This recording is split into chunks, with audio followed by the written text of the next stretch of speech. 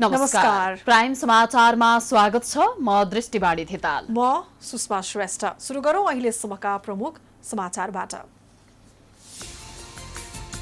प्रधानमन्त्रीद्वारा मन्त्रीमण्डल पुनर्गठन। उपप्रधानमन्त्री पोखरेल मन्त्रालयविहीन, विष्णु पौडेललाई अर्थ, कृष्ण गोपाललाई शहरी विकास र लीलानाथ श्रेष्ठलाई महिला मन्त्रालयको जिम्मेवारी। पछिल्लो 24 घण्टामा 2600 जनामा कोरोना संक्रमण, 12 जनाको मृत्यु, करिब 81,000 निको हुँदा 36,000 भन्दा धेरैमा सक्रिय संक्रमण यथावत। बुढी गण्डकी आयोजनामा शीर्ष नेताहरूले 9 अर्ब कमिसन खाएको दावी गरेपछि पूर्व प्रधानमन्त्री भट्टराईमाथि नेकपा जाइ लाग्यो। ओली र प्रचण्डले घुस लिएको प्रमाणित गर्न चुनौती। हुम्लामा चीनले नेपाली भूमि अतिक्रमण गर्दा पनि सरकार मौन बसेर राष्ट्रघात गरेको कांग्रेसको आरोप। चीनलाई तत्काल प्रोटेस्ट नोट पठाउन आग्रह।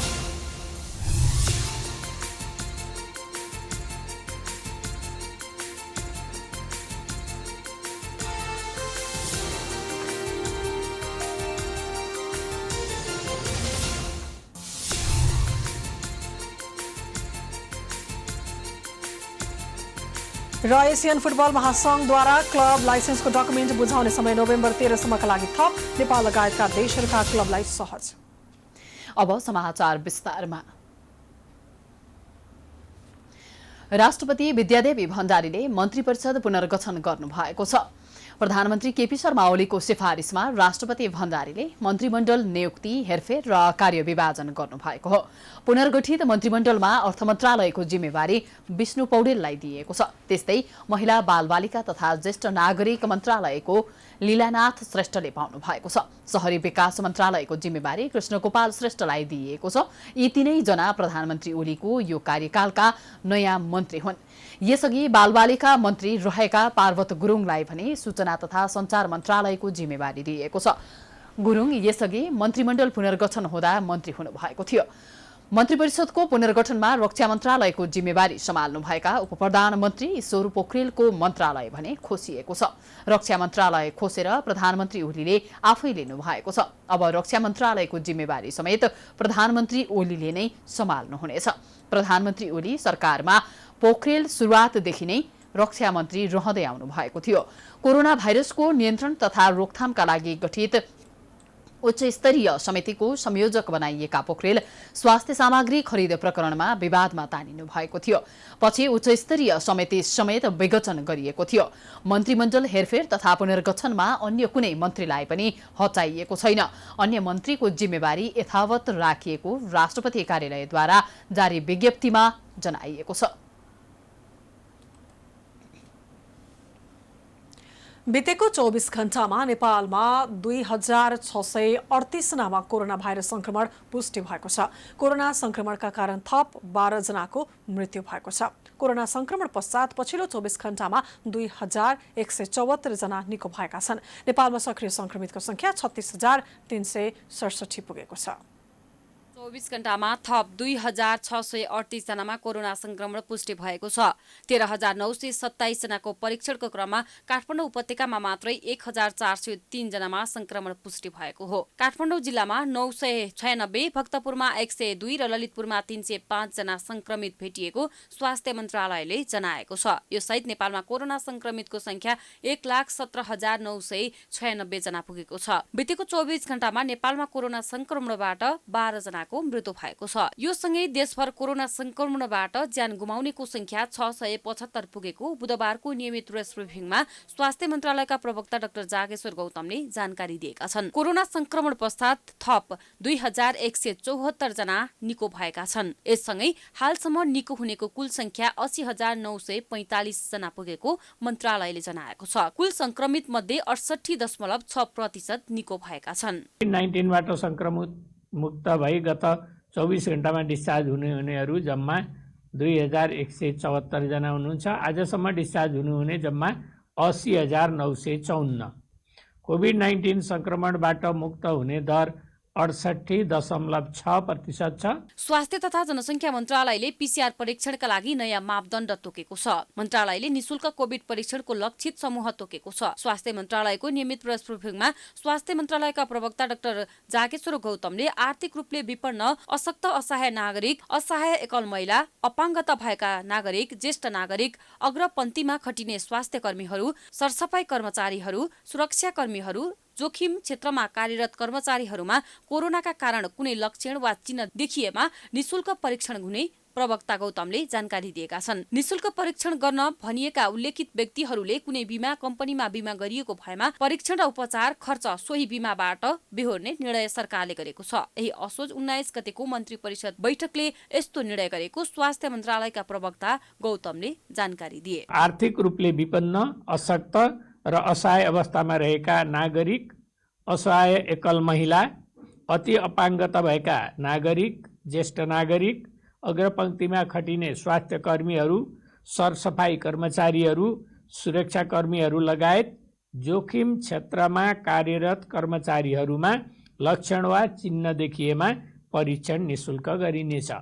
तर उल्लेखित व्यक्तिहरूले कुनै बिमा कम्पनीबाट कोरोना बिमा गरेको भएमा परीक्षण र उपचार खर्च निजको बिमा रकमबाट बेहोर्नेछ। गौतमले समूहगत आवासमा बस्ने व्यक्ति जस्तै ब्यारेक, जेल, छात्रावास ठाउँमा, वृद्धाश्रम लगायतमा मास स्क्रिनका लागि एन्टिजेन परीक्षण गरिने गौतमले जानकारी दिएका छन्। देशभर सक्रिय संक्रमितको संख्या 36,367 पुगेको छ। सक्रिय संक्रमित मध्ये संस्थागत आइसोलेसनमा 14,819 र होम आइसोलेसनमा 21,548 जना रहेका छन्। त्यस्तै बितेको 24 घण्टामा नेपालमा 13,947 जनाको पीसीआर परीक्षण भएको छ।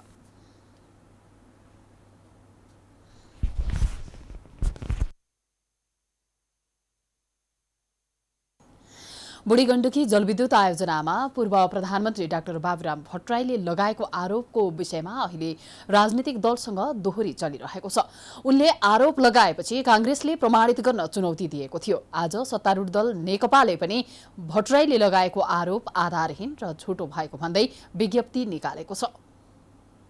प्रधानमन्त्री केपी ओली र पूर्व प्रधानमन्त्रीहरू शेरबहादुर देउवा र पुष्पकमल दाहाल प्रचण्डले बुढी गण्डकी जलविद्युत आयोजनाको 9 अर्ब रुपियाँ भ्रष्टाचार गरेको पूर्व प्रधानमन्त्री तथा जनता समाजवादीका नेता डाक्टर बाबुराम भट्टराईले आरोप लगाए। उनको आरोपको विषयमा विभिन्न टीका टिप्पणी पनि भए। सामाजिक सञ्जालमा पनि सर्वसाधारणहरूले भट्टराईलाई साथ दिँदै उक्त विषयमा अगाडि बढ्नुपर्ने सुझाव दिए। प्रधानमन्त्री बनिसकेका भट्टराईले त्यत्तिकै पक्कै पनि बोलेनन् भनेर उनकै पक्षमा धेरै देखिए पनि उनी भनेपछि कुरा मिलाउने बहानामा लागि परेका छन्। उनले आरोप लगाएपछि प्रमुख प्रतिपक्षी दल नेपाली कांग्रेसले विज्ञप्ति नै जारी गरेर उनलाई त्यो आरोप पुष्टि गर्न चुनौती दिएको छ। नेपाली कांग्रेसले बुढी गण्डकी जलविद्युत आयोजनामा सभापति शेरबहादुर देउवालाई जोडेर दिएको अभिव्यक्ति पुष्टि गर्न पूर्व प्रधानमन्त्री बाबुराम भट्टराईलाई चुनौती दिएको हो। नेता भट्टराईले गोर्खाको पालुङटार नगरपालिका 6 पौवाटारमा आयोजित राजनैतिक कार्यक्रममा बोल्दै तीन प्रधानमन्त्रीले अर्बौंको भ्रष्टाचार गरेको प्रमाण पेश गर्न आफू तयार रहेको बताएका थिए।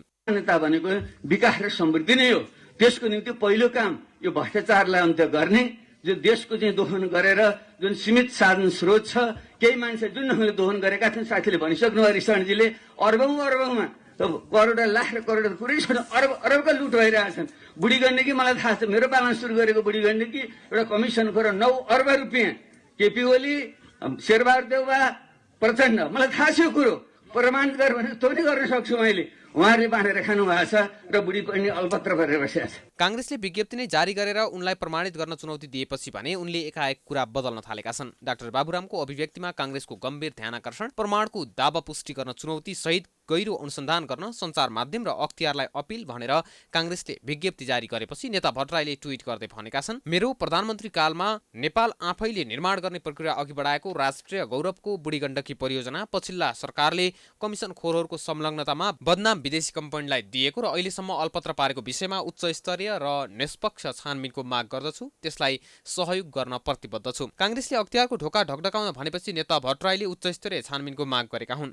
उता सत्तारूढ दल नेकपाले पनि बुधबार एक विज्ञप्ति जारी गर्दै बुढी गण्डकी जलविद्युत आयोजनामा घुस लिएको भनी डाक्टर बाबुराम भट्टराईले लगाएको आरोप आधारहीन र झुटो भएको बताएको छ। नेकपा प्रवक्ता नारायण काजी श्रेष्ठले बुधबार प्रेस वक्तव्य जारी गरी भट्टराईको अभिव्यक्ति आधारहीन, झुट, गलत, कपोकल्पित एवं दुराशयपूर्ण रहेको भन्दै पूर्ण रूपमा खारेज र भत्सना गरेको बताएका छन्। उनले त्यस सम्बन्धी कुनै पनि प्रमाण भए सार्वजनिक रूपमा र राज्यको सम्बन्धित आधिकारिक निकायमा पेश गर्न चुनौती दिएका छन्। प्रमुख प्रतिपक्षी दल नेपाली कांग्रेसले हुम्लामा छिमेकी देश चीनले नेपाली भूमि अतिक्रमण गरेको जिकिर गर्दै यस विषयमा सरकारी मौनता राष्ट्रघात भएको दावी गरेको छ।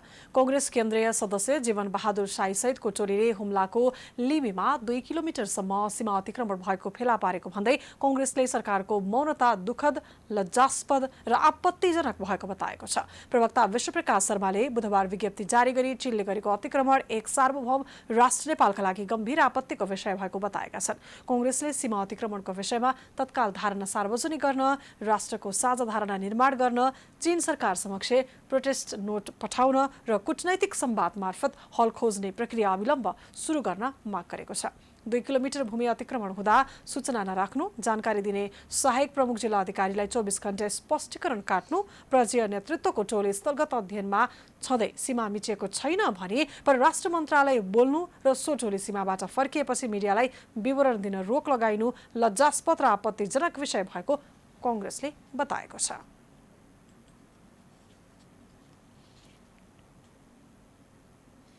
सत्तारूढ नेपाल कम्युनिस्ट पार्टी नेकपामा भागबण्डाको राजनीति मौलाएको प्रश्न भएको छ। केन्द्रको विवाद मिलाए लगतै प्रदेशमा विवाद देखियो।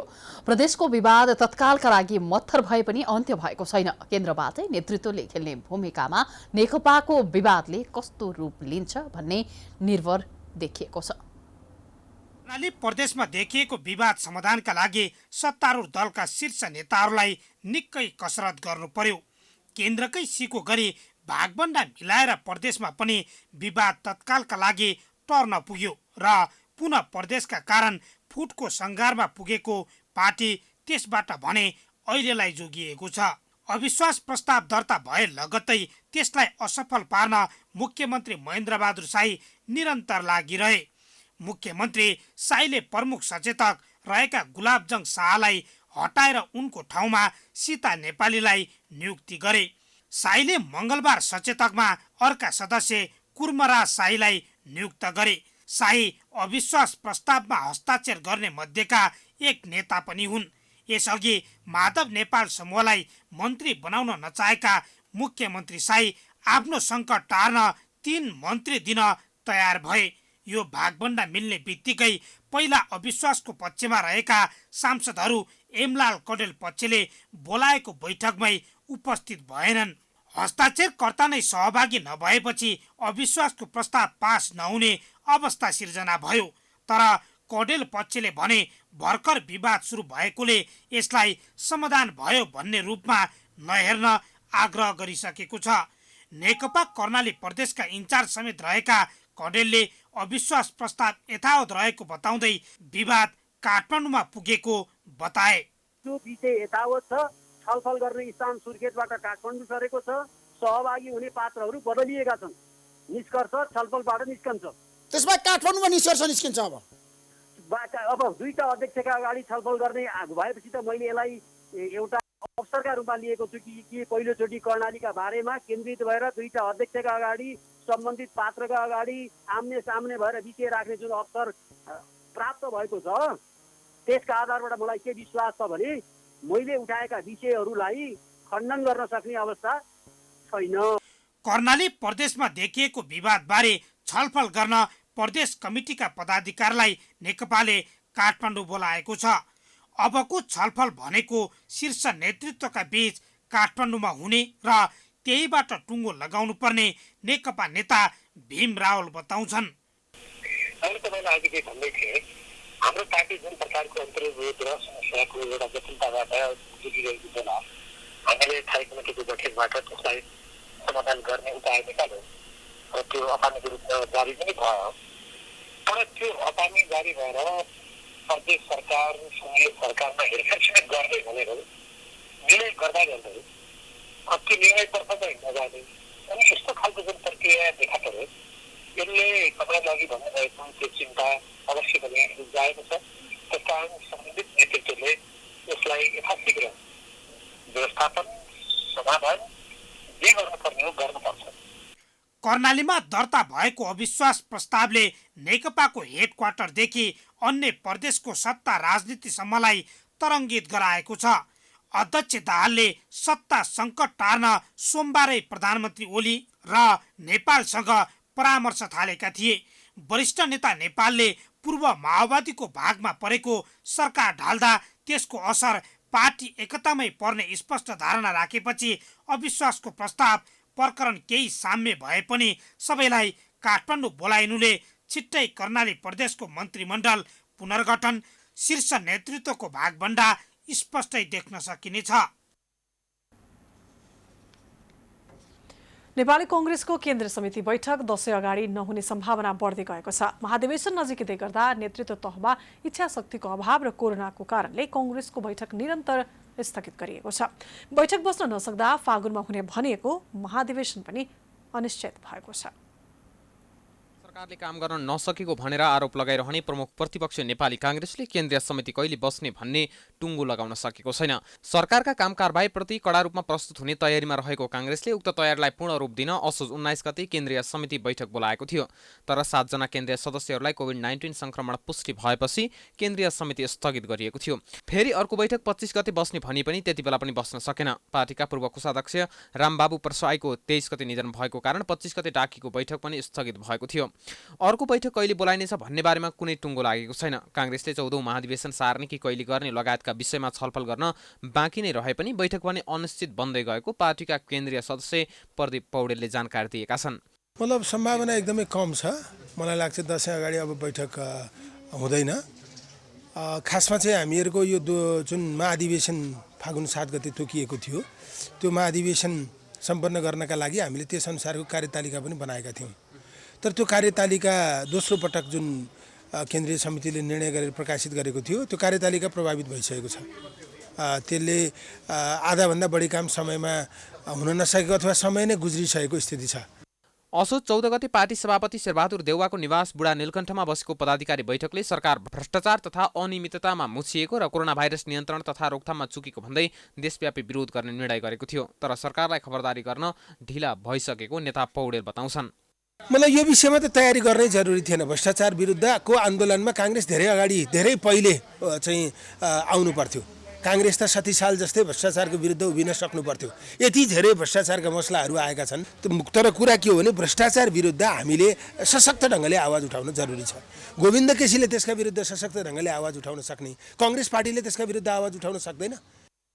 पार्टीको आगामी महाधिवेशन फागुनका लागि तोकिएको भए पनि कोभिड-19 महामारीका कारण उक्त मितिमा महाधिवेशन नहुनेमा नेताहरू लगभग निचोडमा पुगिसकेका छन्। यद्यपि सभापति शेरबहादुर देउवा इतरका नेताहरू भने तोकिएको समयमै महाधिवेशन हुनुपर्ने पक्षमा देखिन्छन्। तर समयमा नै केन्द्रीय समितिको बैठक नबस्नुले सरकारप्रति पनि प्रतिपक्ष भन्दा समर्थक जस्तै बन्न पुगेको छ। समाचारको सिलसिला जारी छ। हामी विश्रामपछि आउँछौँ। विश्रामपछि स्वागत छ। अब बाँकी समाचार। न्यायपालिका र कार्यपालिका जनताको आशाको केन्द्र हो। तर नेपालमा यी दुवै संस्था जनताप्रति उत्तरदायी बन्न सकेको छैनन्। यद्यपि न्यायपालिकाले जनताको हितमा सरकारलाई विभिन्न सन्दर्भमा आदेश दिने गरेको छ। तर सर्वोच्च अदालतकै आदेश समेत सरकारले कार्यान्वयन गर्दैन। अदालतको आदेश कार्यान्वयन नगर्ने सरकार वा विभिन्न निकाय र तिनका प्रमुखलाई कारबाही भने भएको पाइँदैन। भाइरसको जोखिम बढ्दै गएपछि सरकारले चैत 11 देखि लकडाउन सुरु गर्यो। सुरुमा 10 दिनका लागि घोषणा गरिएको लकडाउन जोखिम बढेपछि लम्बिँदै गयो। दैनिक ज्याला मजदुरी गरेर जीविकोपार्जन गर्नेहरू मर्कामा पर्न थाले। हिँडेरै थातथलो पुग्न काठमाडौँबाट पूर्व पश्चिम पुग्ने मजदुरहरूको लर्को लाग्यो। त्यति बेला वरिष्ठ अधिवक्ता प्रकाशमणि शर्माले सर्वोच्च अदालतमा घर जान चाहनेलाई सरकारले पुर्याइदिनुपर्ने, क्वारेन्टिन व्यवस्थित गर्नुपर्ने, पीसीआर परीक्षण बढाउनु पर्ने लगायत आदेशको माग गर्दै रिट दायर गरे। उक्त रिटमाथि सुनुवाई गर्दै सर्वोच्चले भदौ 5 गते घर जान नपाएकालाई निशुल्क सवारी साधन व्यवस्था गरी घर पुर्याइदिनु, कोभिड आशंका भए तत्काल क्वारेन्टिन आइसोलेसनमा राख्नु भनेर सरकारलाई आदेश दियो। तर सरकारले अदालतको आदेश कार्यान्वयन गरेन। मंगलबार सर्वोच्च अदालतले जीवन स्तरमा खुलेका प्रयोगशालाबाट पनि निशुल्क कोरोना परीक्षण गर्ने व्यवस्था मिलाउन आदेश दिएको छ। सरकारले आदेश नदिएमा त्यस्तो आदेश अदालत आफैले दिने पनि फैसलाको पूर्णपाठमा छ।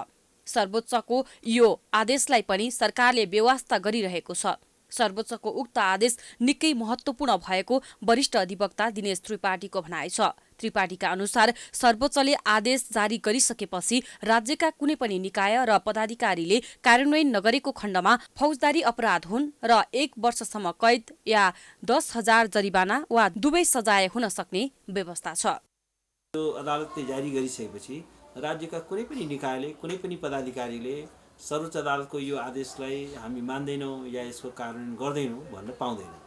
र यदि कुनै निकायले यदि कार्यान्वयन गर्दैन भने, सरकारले कार्यान्वयन गर्दैन भने यो एउटा फौजदारी अपराध हो, जसको संविधानको धारा 128ले पनि यसलाई एउटा दण्डनीय बनाएको छ।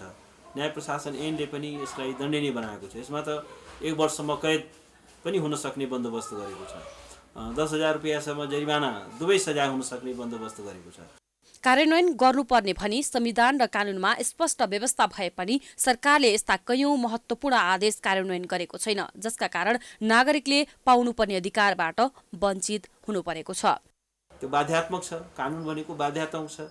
सरकारको काम चाहिँ के छ भने कानुन र संविधान कार्यान्वयन गर्नु हो। यसको लागि त निवेदकहरूले निवेदन लिएर अदालतमा जाने सम्मको अवस्थै नआउनु पर्ने हो। तर यहाँ के गर्यो भने सरकारले त्यसमा उदासीनता देखायो, त्यसको पालना गरेन। र अब सर्वोच्च अदालतले त्यसमा यो कानुन र संविधानका यी प्रावधानहरूको चाहिँ प्रभावकारी ढङ्गले कार्यान्वयन गर्नु, यसलाई निःशुल्क गर्नु, किनभने अहिले यहाँ यो महामारीको नाममा धेरै ठुलो व्यापार हुँदैछ। संविधानको धारा 126 मा न्याय सम्बन्धी अधिकार उल्लेख छ। मुद्दा मामिलाको रहमा अदालतले दिएको आदेश वा निर्णय सबैले पालना गर्नुपर्छ भनिएको छ। तर यो व्यवस्थालाई सरकारले नै बेवास्ता गरेपछि नागरिकले कोबाट आशा गर्ने? प्राइम टाइम्स टेलिभिजनका लागि क्यामेरामा वेद श्रेष्ठका साथमा सृजना कार्की, काठमाडौँ। सरकारले गत भदौ 22 गतेदेखि लागू गरेको जोरबिजोर प्रणाली कार्यान्वयन गराउन काठमाडौँ उपत्यकाका मुख्य सडकहरूमा ट्राफिक प्रहरीले जोरबिजोर प्रणालीलाई कडाइका साथ लागू गरेको छ। काठमाडौँ उपत्यकामा कोरोना संक्रमण बढ्दै गएकाले ट्राफिक प्रहरीले जोरबिजोर प्रणालीलाई कडाइका साथ लागू गरेको हो। जोरबिजोरको नियम उल्लङ्घन गर्ने 1000 भन्दा बढी सवारी साधनका चालकहरूलाई कारबाही गर्ने गरेको महानगरीय ट्राफिक प्रहरी महाशाखाका प्रमुख वरिष्ठ प्रहरी उपरीक्षक भीमप्रसाद ढकालले जानकारी दिनुभयो। उहाँले जनस्वास्थ्यको मापदण्ड पालना नगर्ने, पार्किङ निषेधित क्षेत्रमा पार्किङ गर्ने, भिडभाड गर्ने सार्वजनिक सवारी साधनहरूलाई पनि कारबाही गरिएको बताउनुभयो।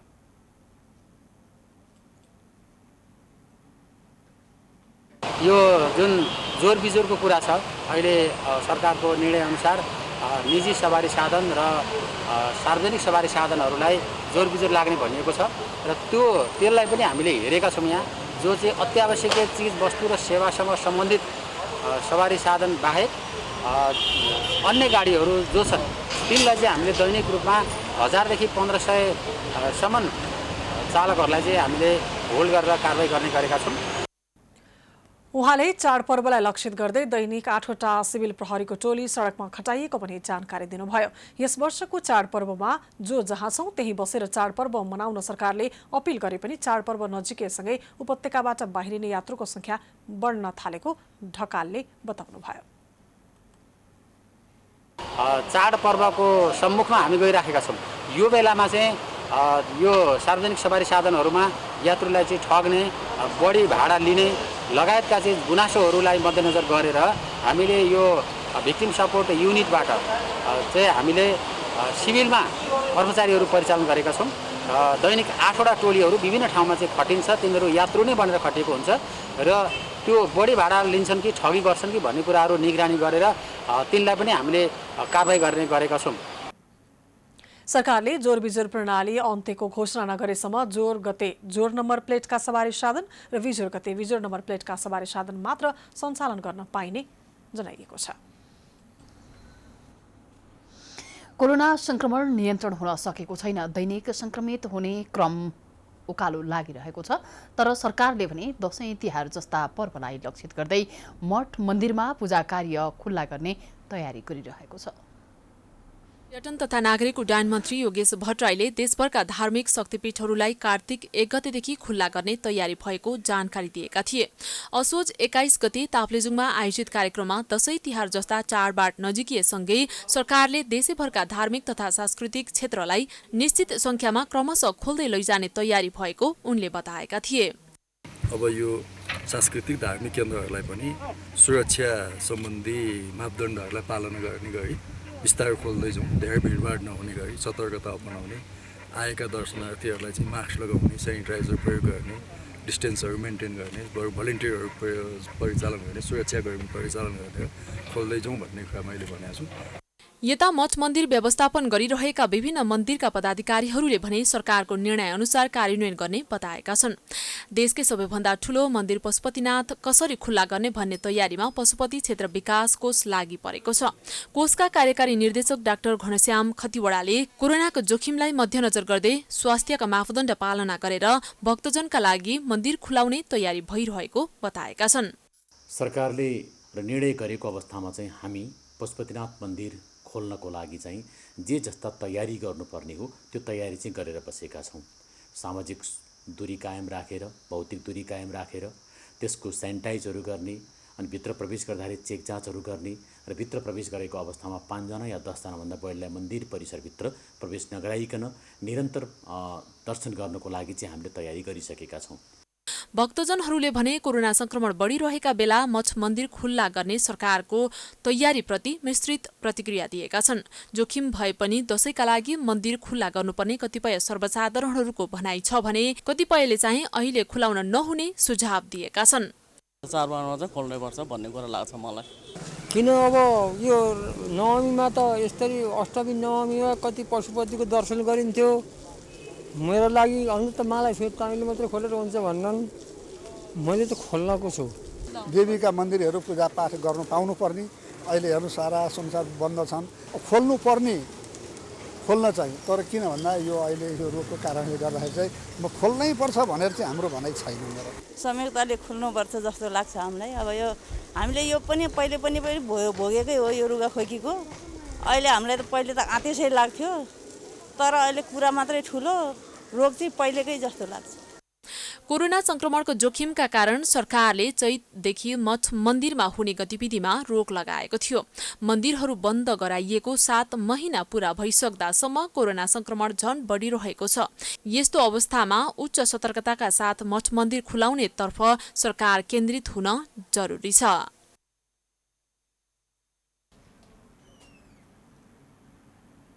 पशुपति मन्दिर खुला गर्नुपर्ने भन्दै संयुक्त धार्मिक संगठन संघर्ष समितिले पशुपति क्षेत्रमा धरना दिएको छ। पशुपति दर्शन गर्न आउने भक्तजनका लागि पशुपतिनाथको दर्शन गर्न मन्दिर खुला गर्नुपर्ने माग राख्दै समितिले पशुपतिको मुख्य द्वारमा धरना दिएको हो।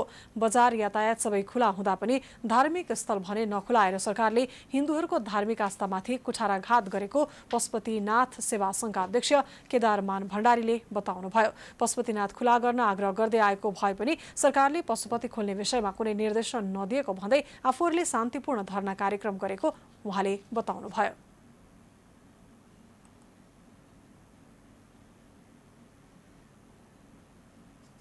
अहिले सम्पूर्ण जुन बजारदेखि लिएर हवाई अड्डादेखि लिएर गाडीदेखि लिएर सबै कुरा चाहिँ अहिले सुलभता चलिरहेको बेला चाहिँ अहिले चाहिँ यो हाम्रा धार्मिक स्थलहरू चाहिँ सबै बन्द छ। पशुपतिनाथ मन्दिर बन्द छ। त्यसकारणले चाहिँ हामीले पशुपतिनाथ मन्दिर खुलौँ र धार्मिक स्थलहरूलाई सुलभता गराइदिउँ। किनभने अन्तिममा जाने भनेको कि पशुपतिनाथ मन्दिरमा हो हैन र भगवानमा हो, र त्यो आस्था हिन्दूहरूको र सम्पूर्ण सनातनीहरूको आस्थाप्रति अहिले सरकारले चाहिँ कुठाराघात गरेको स्थिति छ। विश्व हिन्दू महासंघ नेपालका महासचिव गणेश प्रसाद न्यौपानेले कोरोना संक्रमणका कारण विश्व भयभीत भइरहेको अवस्थामा सरकारले बन्द गर्नुपर्ने कुरा बन्द नगरेर पशुपति मन्दिर मात्र बन्द गरेको बताउनुभयो। सरकारका आँखा पनि खोल्न पर्यो, सरकारको चेत आउनु पर्यो कि मन्दिर बन्द गरेर कोरोना हराउने होइन, कोरोनाबाट चाहिँ हुने चाहिँ किसिमको छैन। बरु मन्दिरमा पूजा गरेर मान्छेलाई सद्बुद्धि, सत्प्रेरणा, सद्विचार चाहिँ दिएर कोरोना चाहिँ हट्न सक्छ। त्यसो हुनाले यो मन्दिरभित्र भएको कोरोना बाहिर निस्किने होइन। यो सरकारले बुझ्नुपर्ने चाहिँ कुरा यो छ। यो चाहिँ कस्तो अन्धो सरकार छ र यो संस्कृति मार्नलाई एकदमै षड्यन्त्रपूर्ण किसिमले लागेको छ। त्यस कुरामा चाहिँ हाम्रो घोर विरोध छ, आपत्ति छ। धरनामा सहभागीहरूले सांस्कृतिक अतिक्रमण बन्द गर, राज्यले जनताको हक निषेध र नियन्त्रण गर्ने होइन, नियमित र व्यवस्थित गरियोस् लगायतका प्ले कार्ड समेत बोकेका थिए। काठमाडौँ महानगरपालिका र पशुपति क्षेत्र विकास कोषबीच विद्युतीय शवदाह निर्माण तथा सञ्चालन गर्ने विषयमा सम्झौता भएको छ। बुधबार काठमाडौँमा एक कार्यक्रमको आयोजना गरी विद्युतीय शवदाह निर्माणको लागि महानगर र कोषबीच 13 बुँदे सम्झौता भएको हो। काठमाडौँ महानगरपालिका 8 तिलगङ्गामा 3वटा मेसिन सहितको शवदाह निर्माण गर्न महानगर र पशुपति क्षेत्र विकास कोषबीच सम्झौता गरिएको जनाइएको छ। शवदाह निर्माणका लागि सार्वजनिक सूचना मार्फत बोलपत्र आह्वान भइसकेकाले मेसिन प्रक्रिया टुङ्गोमा पुर्याई बोलपत्रदाता छनौट गर्ने, आशयको सूचना प्रकाशन गर्ने र छनौट भएको बोलपत्रदातासँग सम्झौता गर्ने तथा कार्यादेश दिने काम कोषले गर्ने सम्झौता भएको छ। यस्तै काठमाडौँ महानगरले शवदाह निर्माणको लागत 3 किस्तामा र मेसिनको लागि एकमुष्ट रकमको 30% र बाँकी अन्तिम किस्ता अनुदान उपलब्ध गराउने सहमति भएको छ।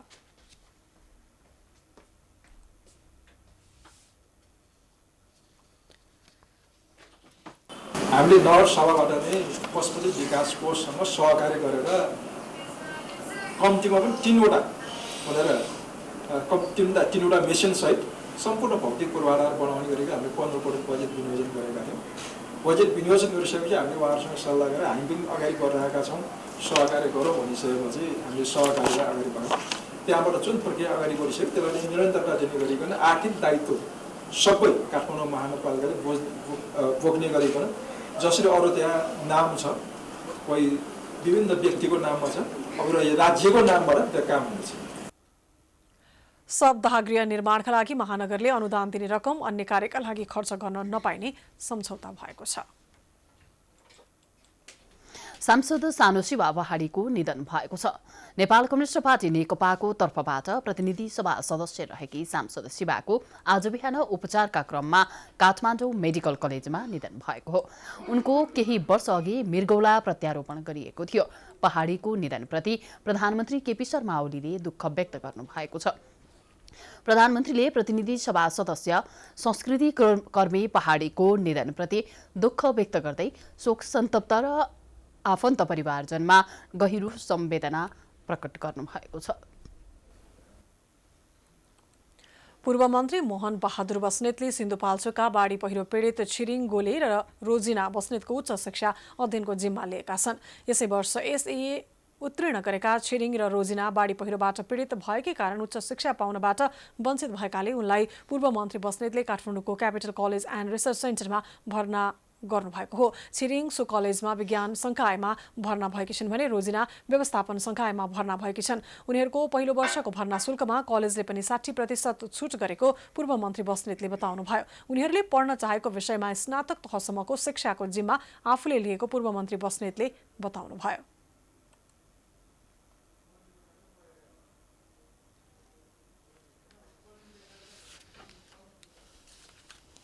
सिसिआरसी कलेजले यस्ता विपदमा परेका बच्चाहरूलाई अत्यधिक डिस्काउन्ट दिएर यहाँ चाहिँ भर्ना गरिदिएको छ।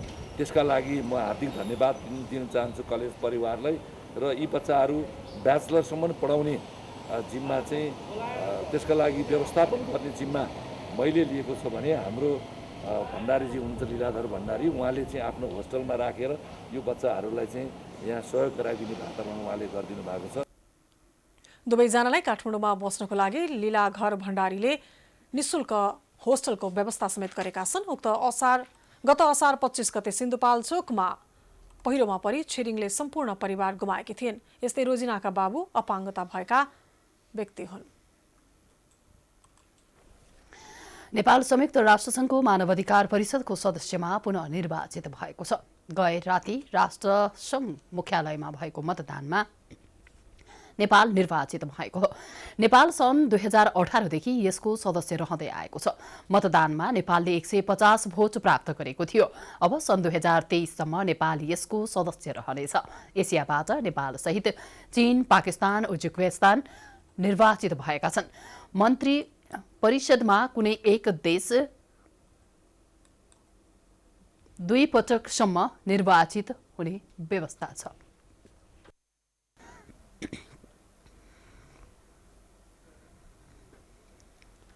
समाचारको सिलसिला जारी छ। हामी विश्रामपछि आउँछौं। विश्राम अघि प्रमुख समाचार पुनः एकपटक। प्रधानमन्त्रीद्वारा मन्त्रीमण्डल पुनर्गठन। उपप्रधानमन्त्री पोखरेल मन्त्रालय विहीन विष्णु पौडेल अर्थ, कृष्ण गोपाललाई शहरी विकास र लीलानाथ श्रेष्ठलाई महिला मन्त्रालयको जिम्मेवारी।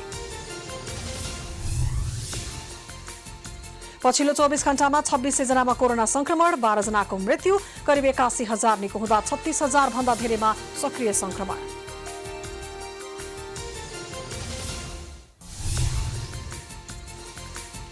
बुढीगण्डकी आयोजनामा शीर्ष नेताहरूले 9 अर्ब कमिसन खाएको दावी गरेपछि पूर्व प्रधानमन्त्री भट्टराईमाथि नेकपा जाइ लाग्यो। ओली र प्रचण्डले घुस लिएको प्रमाणित गर्न चुनौती। हुम्लामा चीनले नेपाली भूमि अतिक्रमण गर्दा पनि सरकार मौन बसेर राष्ट्रघात गरेको कांग्रेसको आरोप। चीनलाई तत्काल प्रोटेस्ट नोट पठाउन आग्रह।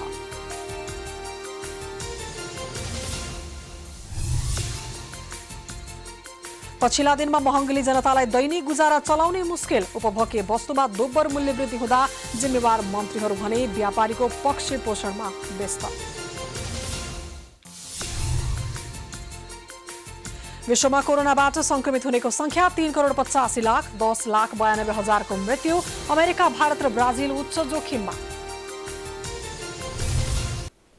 विश्रामपछि स्वागत छ। अब आर्थिक समाचार।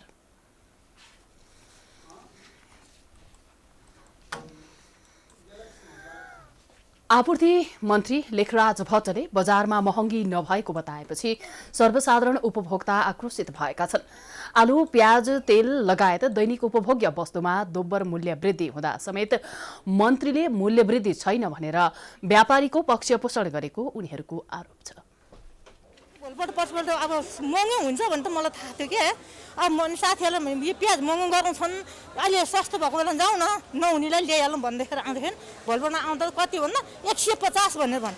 त्यहाँबाट त्यो हामी साथी लिएर बटुले गयौँ। अब सरकारले त सरकारलाई भन्नु त पर्ने हो, सरकारले देखेन। तिनको आँखा रोइन्छ गरिबलाई आँखा रोइन्छ, धनीले मात्रै आँखा रोन्छ। यो सर्वसाधारणको आक्रोश हो। बजारमा खाद्यान्न सहित दैनिक उपभोग्य वस्तुमा चरम मूल्य वृद्धि भएपछि सर्वसाधारण सरकारसँग क्रुद्ध भएका छन्। तरकारी, खाद्यान्न किन्न गएका सर्वसाधारण मूल्य सुनेर फर्किने गरेका छन्। प्याज र टमाटर किलोको 120 रुपियाँ पुगेको छ भने आलु 170 रुपियाँ किलो पुगेको छ। त्यस्तै काउरी 190 रुपियाँ केजी पुगेको छ। तर आपूर्ति मन्त्री भट्ट भने बजारमा महँगी नभएको बताइरहेका छन्। एकदम आफ्नो गतिमा गएको छ, त्यसले कहीँ पनि समस्या आएको छैन।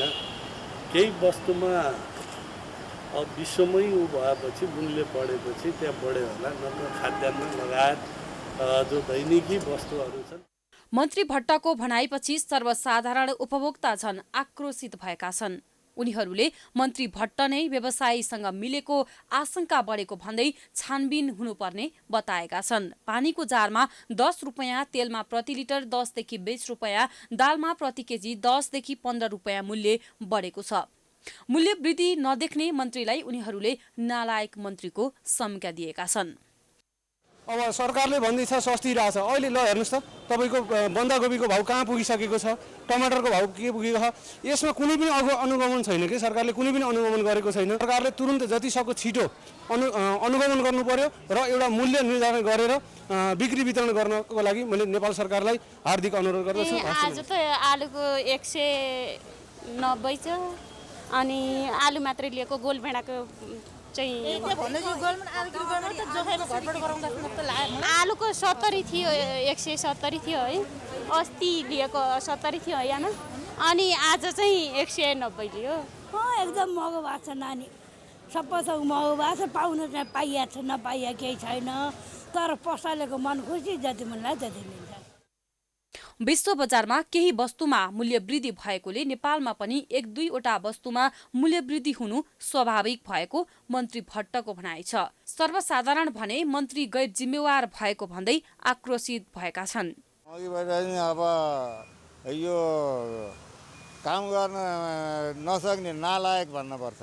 बजारको त अनुगमन त भएको छैन, बजारको अनुगमन नभएर पनि हुन सक्छ। पछिल्लो समय विभिन्न स्थानबाट काठमाडौँ आउने तरकारी रोकिएको छैन। निरन्तर बजारमा तरकारी र खाद्यान्न आइरहेको भए पनि विभिन्न बहानामा मूल्य बढ्नु र त्यसलाई सरकारले पनि साथ संरक्षण गर्नु दुर्भाग्य हो। प्राइम टाइम्स टेलिभिजनका लागि लक्ष्मी विश्वकर्माको रिपोर्ट। सरकारले आगामी 7 कार्तिकसम्म विदेशी च्यानल क्लिन फिड विज्ञापन मुक्त हुनै पर्ने बताएको छ।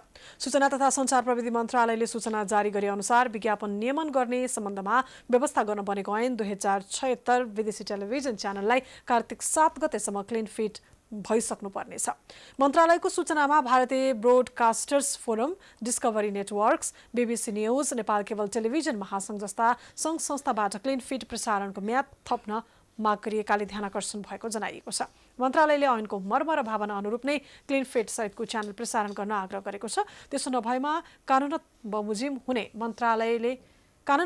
कारबाही हुने मन्त्रालयले चेतावनी दिएको छ। कार्तिक 7 गतेसम्म नेपालमा प्रसारण हुने विदेशी च्यानलमा विज्ञापन बजाउन पाइँदैन। यसमा अटेरी भएमा त्यस्ता च्यानल बन्द गर्ने कानुनी व्यवस्था छ। सूचना प्रविधि तथा सञ्चार मन्त्रालयले तोकिएको अवधिभित्रै क्लिन फिड लागू गर्ने बताएको छ। अब अन्तर्राष्ट्रिय समाचार।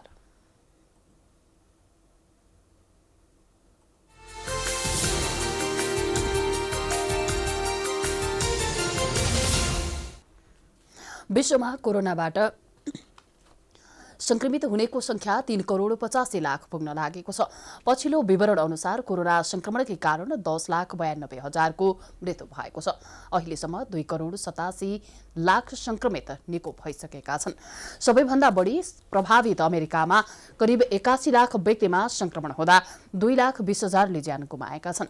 त्यस्तै भारतमा 72,44,000 बढीमा कोरोना भाइरस संक्रमण हुँदा 1,10,000 बढीले ज्यान गुमाएका छन्। ब्राजिलमा 51,00,000 संक्रमित हुँदा 1,51,000 भन्दा बढीको मृत्यु भइसकेको छ। त्यसैगरी रसियामा 13,40,000 भन्दा बढी संक्रमित हुँदा 23,000 को हाराहारीमा नागरिकले ज्यान गुमाएका छन्।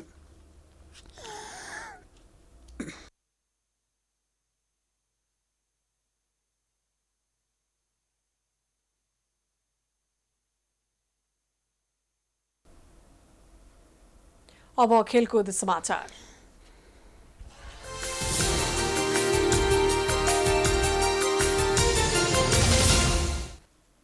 एशियन फुटबल महासंघ एएफसीले क्लब लाइसेन्सको डकुमेन्ट बुझाउने समय बढाएको छ। एएफसीले नोभेम्बर 13 सम्मका लागि क्लब लाइसेन्सको डकुमेन्ट बुझाउने मिति तोकेको छ। सन् 2020 र 21 का लागि एएफसीले यसअघि अक्टोबरको अन्तिमसम्ममा डकुमेन्ट बुझाउने मिति राखिएको थियो। डकुमेन्ट बुझाउने मिति लम्ब्याएकाले पनि नेपाली क्लबलाई सहज हुने भएको छ। क्लब लाइसेन्सका लागि फिफा र एएफसीले तोकेको मापदण्डमा नेपाली क्लबहरू पर्न निकै कठिन रहेको छ। विभिन्न 19वटा शर्तहरूलाई पालना गरे मात्र क्लबलाई लाइसेन्स दिने एएफसीले बताएको छ। 2021बाट क्लब लाइसेन्स अनिवार्य गर्ने निर्णयसँगै यति बेला सबै देशका क्लबले त्यसको पालना गरेर आफ्नो टिम तयार पारेका छन्। नेपालमा भने उमेर समूहका 2 टिम, एकाडेमी, आफ्नै प्रशिक्षण मैदान लगायतका शर्तलाई पनि पालना गर्न निकै कठिन भएको छ। यो वर्ष पनि नेपाली क्लबले क्लब लाइसेन्स पाउने सम्भावना शून्य जस्तै छ। यदि क्लब लाइसेन्स नपाएको खण्डमा लिगको विजेताले एएफसी कप खेल्न पाउने छैनन्। क्लब लाइसेन्सका लागि हरेक वर्ष एएफसीले आवेदन खोल्ने गरेको छ।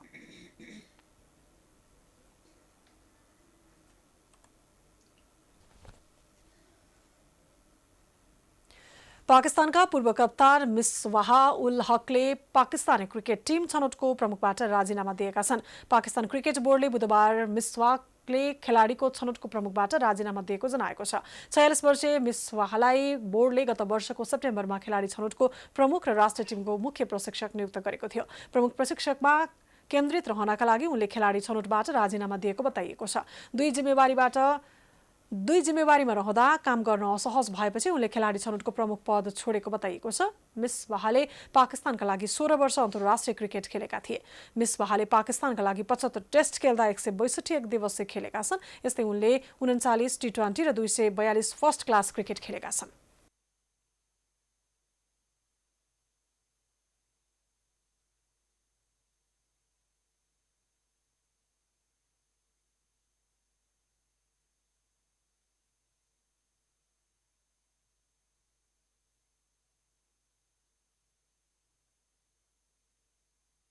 यो सँगै हामी समाचारको अन्त्यमा आइपुगेका छौं। जाँदा जाँदै प्रमुख समाचार पुनः एकपटक। प्रधानमन्त्रीद्वारा मन्त्रीमण्डल पुनर्गठन उप प्रधानमन्त्री पोखरेल मन्त्रालय विहीन विष्णु पौडेललाई अर्थ कृष्ण गोपाललाई शहरी विकास र लीलानाथ श्रेष्ठलाई महिला मन्त्रालयको जिम्मेवारी पछिल्लो 24 घण्टामा 2600 जनामा कोरोना संक्रमण 12 जनाको मृत्यु करिब 81,000 निको हुँदा 36,000 भन्दा धेरैमा सक्रिय संक्रमण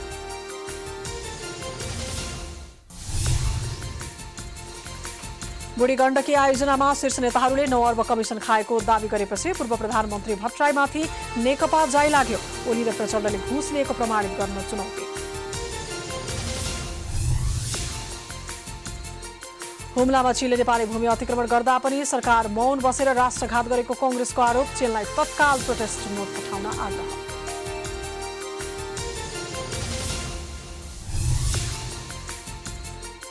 पछिल्ला दिनमा महँगीले जनतालाई दैनिक गुजारा चलाउने मुस्किल उपभोग्य वस्तुमा दोब्बर मूल्य वृद्धि हुँदा जिम्मेवार मन्त्रीहरू भने व्यापारीको पक्ष पोषणमा व्यस्त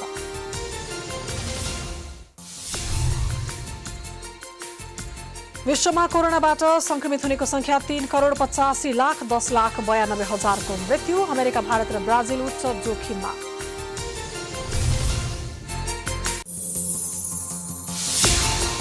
समाचार अहिलेलाई सकियो ऋषि धमलाको साथमा प्राइम टाइम टेलिभिजन हेर्दै गर्नुहोला नमस्कार